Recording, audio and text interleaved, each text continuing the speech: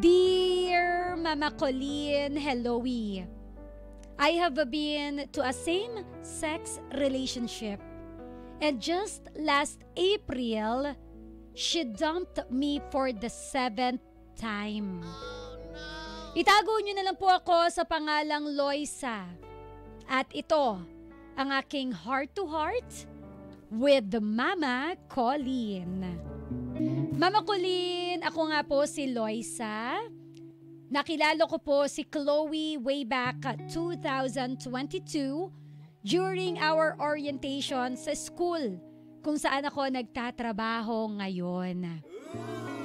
Pero kilala ko na po siya nung college pa lamang kami kasi ahead ako ng 1 year po sa kanya. Schoolmates kami in short.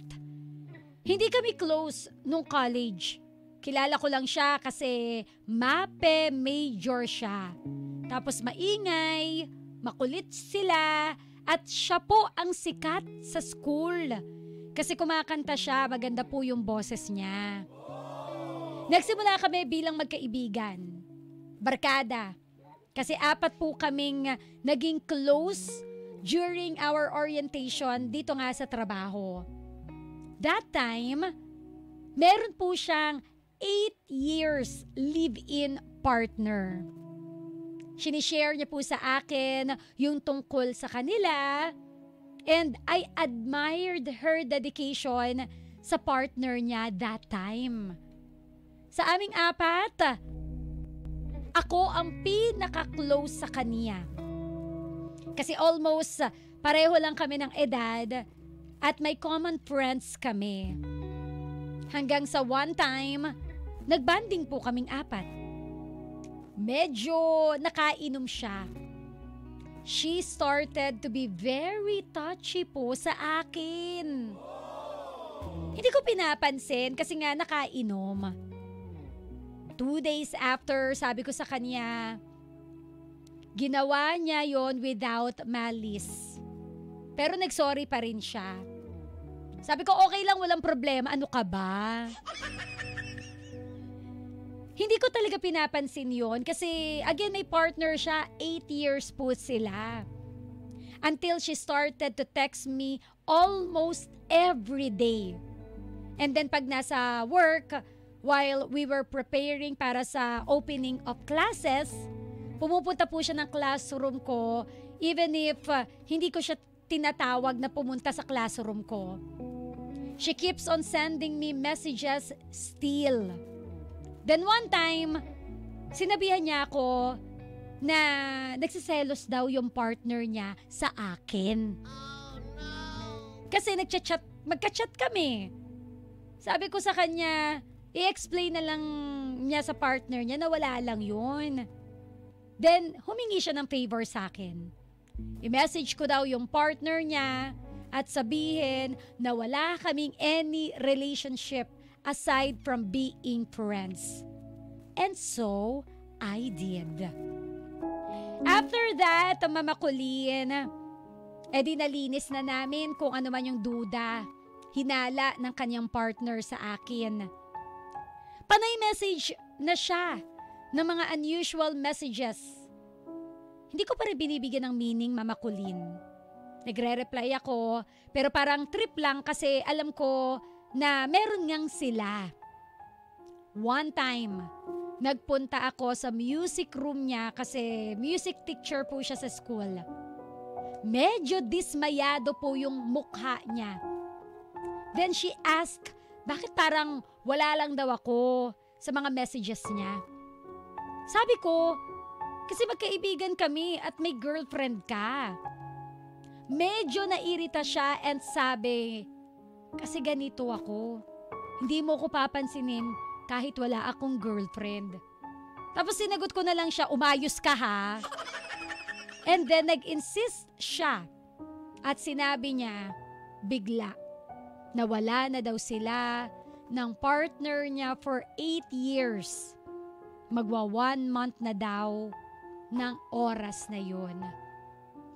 And then sabi ko, mag-usap kami after ng work para mas maayos, mas malinaw. Hanggang sa nag-confess na nga si Chloe sa akin. Nag-confess nga po siya ng nararamdaman niya sa akin. A week after, naging kami na. Yun! Yes, matapos siyang umamin sa kanyang nararamdaman. Then after 1 month na kami, Mama Colleen, na bigla po ako nakatanggap ng mga mensahe mula sa kanyang ex. Huwag ko na lang daw pansinin, sabi ni Chloe. Malungkot lang yon. Siyempre, 8 taon ang kanilang pinagsamahan. Pero umabot na kasi na the girl threatened me sa Facebook, which caused me to report the account niya. Na-block po yung account ng ex niya after a few weeks matapos ko pong i-report. Kasi hindi ako nagre-reply sa mga messages din ng mga babae. So akala ko kalma na lahat. Not until nalaman kong pumupunta pa pala si ex sa bahay nila Chloe. Pero sabi niya, wala lang daw yun. Pumupunta lang si Chloe dahil sa mga fur babies nila. Kasi may mga dogs po silang dalawa. So sige, pinalampas ko. Inintindi ko na lang. Pero umabot na kasi ng 3 buwan. Parang naging routine na po nila yung setup na ganun. Pero lagi dinidefend ni Chloe sa akin na kasama naman nila yung pamilya niya. Hindi sila nabibigyan ng pagkakataon na magsolo na dalawa. Eto po, yung unang pagsisinungaling niya sa akin. Yung unang lies. And until nakipaghiwalay na ako sa kanya, never niyang inamin sa akin ito. Na-introduce ko siya ng maayos sa pamilya ko at pinaglaban ko siya, Mama Colleen. Kasi traditional po yung pamilya ko. Gusto nila sa lalaki lang ako mai-involve. But again, pinaglaban ko po siya. Hindi siya tanggap ng mama ko, hindi tanggap ng mga kapatid ko ang relationship naming dalawa. Against po sila sa amin. While siya, it took her 1 year at ilang buwan sa relationship namin bago niya ako pinakilala sa kanila. Kasi mas gusto ng kanyang pamilya nung time na yon yung 8 years niyang ex. Kasi nakasama nila ito ng matagal. Kahit nung na-introduce ako sa pamilya ni Chloe, mas ini-invite ng mama niya yung ex niya. Ang dami kong ipinaglaban, ang dami kong hindi sinukuan sa relasyon naming dalawa, ang dami kong sinuong na bagyo, mapatunayan lamang na ang pagmamahal ko sa kanya ay totoo. During the first few months, grabe, nasa pedestal ako. Surprise dito, surprise doon. Nagbigay pa nga siya ng promise ring sa akin at sabi, lahat ng ginawa niya sa akin, hindi raw niya ginawa sa ibang partner niya, pero hindi pala totoo. Oh no! Ilang beses niya akong hiniwalayan dahil nga ayaw niyang maging unfair daw sa akin kasi nga raw sa family niya, naboto kay ex. Sa fur babies niya at marami pang dahilan. Pang-apat na hiwalay namin, binalik ko sa kanya yung singsing na binigay niya po. Nung naging okay kami, ibinalik niya. Sabi ko, mamaya na niya ibalik sa akin kapag sure na siya. December 2023, a week before Pasko po, she broke up with me for the 6th time. Oh no! Kasi few months pala before December, nag-reunite siya with her ex again. Kasama ng pamilya niya, umuwi sila sa Tacloban at doon nagpasko. Isinama niya yung fur babies nila at yung girl po. Halos magunaw yung mundo ko that time. Para akong nawalan ng lakas. Umiyak na lang ako ng umiyak kada gabi. At yung breakup messages niya, same lines are used talaga.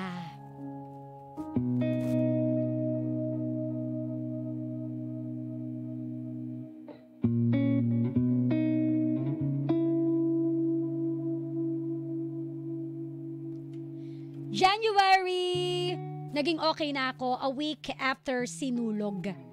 Then during our retreat ay nagkausap kami, nakipag-usap siya. So naging okay na naman kami, Mama Colleen.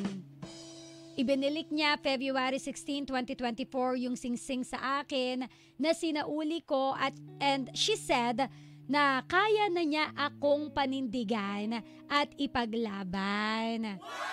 And that we will have our relationship in the next level.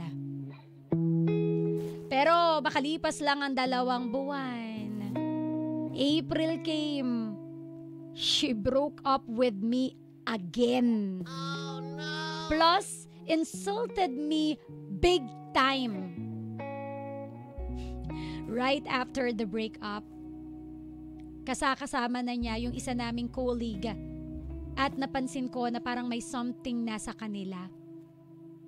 Wala na sa eksena si 8 years na naging partner niya, pero may bago namang pumasok sa buhay niya. Sa sama ng loob ko, binlock ko siya sa lahat ng social media accounts ko, even sa email, sa number niya. Nabalitaan ko na lang na ipinakilala niya na yung bago niyang babae sa mga kapatid niya. As in, kaka-break pa lang naming 2. Wala pang ang ilang linggo, nagpakilala na siya ng bago. Oh no! Last Sunday lang kasama niya ito sa birthday ng kapatid niya at sa dinner party ng first birthday ng 4th fur baby ng ex niya. Sa mga party ng fur babies niya noon, kasama niya yung ex niya, okay lang, iniintindi ko. Pero now, iba na kasi. Masakit siya. Yung feeling ko, ginamit lang ako. Ngayon po, nag-resign ako sa school. Kasi naghihintay ako ng tawag ng DepEd. Nag-a-apply kasi ako sa public school po. Mataas yung marka at rank ko, so I took the risk. Right now, naghihintay pa rin ng tawag at minsan nagwo-worry na po ako na sana maging okay na lahat po sa akin, na kahit sa trabaho man lang, to be honest, 'di ba? It's not easy to see her with a new one right away. Because despite the challenges in the relationship, I never cheated on her kahit hindi po siya lalaki. I never seek for a man kahit na ilang beses niya akong sinaktan.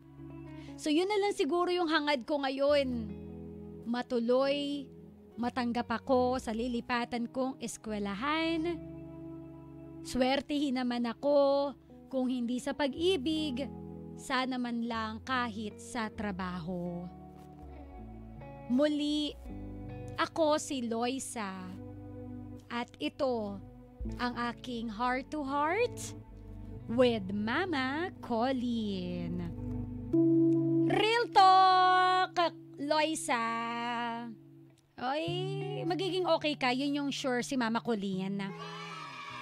Oo, magiging okay ka. At real talk, no, wala naman talaga yan sa parang nakipagrelasyon ka sa babae, dapat mas mabilis ka makapag-move on. Kumbaga, when we say relationship, any type of relationship, diba? Relasyon man yan sa kapwa mo babae, relasyon man yan sa lalaki. The moment kasi na nagmahal ka, masakit naman talaga. Lalo na kung ginawa mo lahat, inilaban mo ang lahat, pero sa kanya hindi pa rin naging sapat. So, tama yan. Just let go, let God, and baka hindi talaga kayo para sa isa't isa, and I'm sure, siguro naman for the 7th time na sinaktan ka niya, 'di ba? Siguro this time magigising ka na, 'di ba?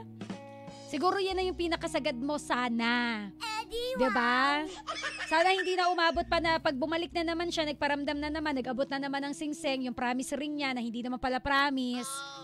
Yung promise ring niya na ikaw lang daw binigyan, pero ang totoo, lahat sila binigyan niya.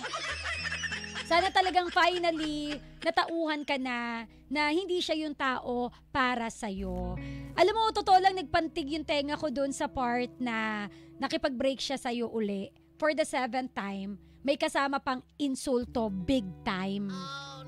Oo. Alam mo, yun lang siguro yung tanging niyang paraan.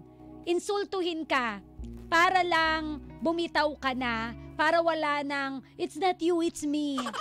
'Di ba? Siguro wala na siyang maibang dahilan eh. Wala na siyang mahanap na ibang dahilan eh. Kasi sabi mo nga, gas-gas na yung mga linya, mga same lines ng breakup lines na ginamit niya.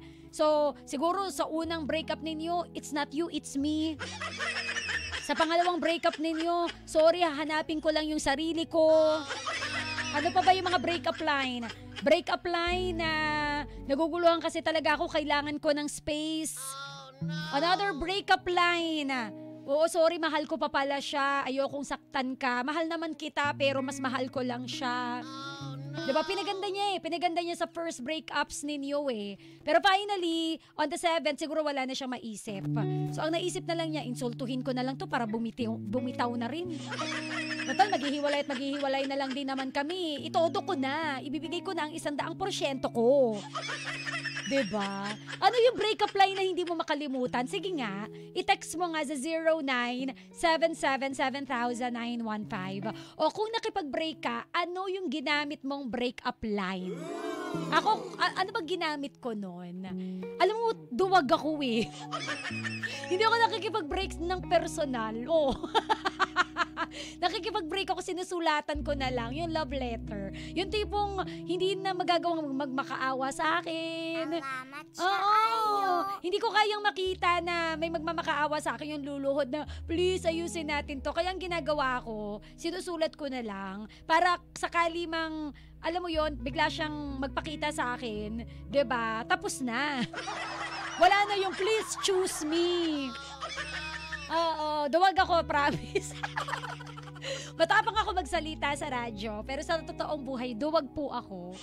Bahagang buntot ni Mama Colleen. Hindi ko kaya yung yung negotiate, yung kunwari may away, hindi ako yung ganon, yung, alam mo, totoo, real talk to totoo lang ma-advise ako, yes, pero when it comes to confrontation yon. Hindi ako hindi ako bahala ka dyan. Hindi ako confrontational na tao. Totoo lang. Oo, kung may issue na dapat solusyonan, hindi ko kayang humarap. Medyo duwag ako. So, yun. Although, ang ginamit sa akin, kailangan ko ng space. Ay, ako pala yung nakipaghiwalay. Kayo na nga lang, ano yung breakup line na hindi mo makalimutan na binitawan mo nung time na nakipag-break ka? Kasi eto talaga etong si Loisa lahat daw ng breakup line na alam niya na famous, ginamit daw sa kanya. And for the last time, ininsulto na siya para tapos na. So yun na lang, oo, sana talaga, this is the last time na, sabi nga diba, on the 7th day, magpahinga ka na. So gano'n, parang relasyon mo, ipahinga mo na yung puso mo. Sana talaga sa pag-alis mo sa eskwelahan na po yan, makaget over ka na sa kanya. And the moment na magparamdam siya, siguro tama na yun. Kasi paulit-ulit ka ng sinaksak, 'di ba? Buhay ka pa. Lang yan. O, diba? Buti na lang buhay ka pa. Diba? Paulit-ulit ka na niyang tinraidor. Para kang si tanggol Ilang beses na nabaril, ilang beses na nabugbog, pero alive and kicking pa rin. Oo. Pero ikaw, diba, paulit-ulit ka ng sinaktan. Thank you kasi paulit-ulit ka rin bumangon. Pero syempre, we need to put period na talaga. Kasi kung masyado ng masakit, diba, hindi naman na tama na torturein mo pa yung sarili mo. Kumbaga, alam mo, choice mo rin naman kaya ka nasasaktan Kasi you allow this person to hurt you palagi. Tinolerate natin siya na paulit-ulit tayong saktan. Naging tayo sa kanya, naging alam mo yung binaby natin siya. Kaya siguro yan, namihasa din, na parang, o sige, bebreakan kita, babalikan kita, alam ko, tatanggapin mo uli ako, tapos sasaktan uli kita, alam mo yun, parang hinayaan mo rin eh. So, this time, manindigan ka na. Kung yan ang paraan mo na makalimutan mo siya, umalis ka sa eskwelahan na yan, edi go. Although sayang lang, kasi nakapag-build ka na ng kung ano man yung meron ka dyan sa eskwelahan na yan eh. Pero again, kanya-kanya naman po kasi tayo ng coping up or paraan ng pag-move on eh. Kung ang paraan po ni Loisa umalis na lang siya, kesa magstay siya doon sa eskwelahan na araw-araw niya makikita itong si Chloe at yung bago nilang colleague na kasama. 'Di ba? Kung ang paraan niya is i-take away yung pain o siya na lang yung aalis, siya na lang yung magwa-walk out, edi do it. And then continue praying na sana nga kung ano man yung ina-applyan mo ngayon, maging matagumpay. Basta pray ka lang ng pray. Wala namang imposible, lalo na ngayon nangangailangan tayo ng maraming teachers. Oo.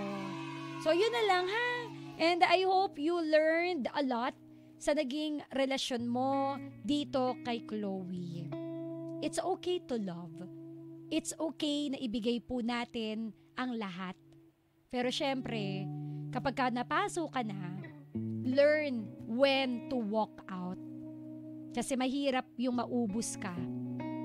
Mahirap yung hindi mo na makilala yung sarili mo dahil sa kagagawa nila. You will be okay. Yan ang sigurado ako. Kaya padayon, huwag matroma sa pag-ibig, darating din ang tamang tao para sa'yo. Yan po ang kwento ni Loisa dito sa Heart to Heart with Mama Colleen. Kung meron kang sausaw, speak from your heart.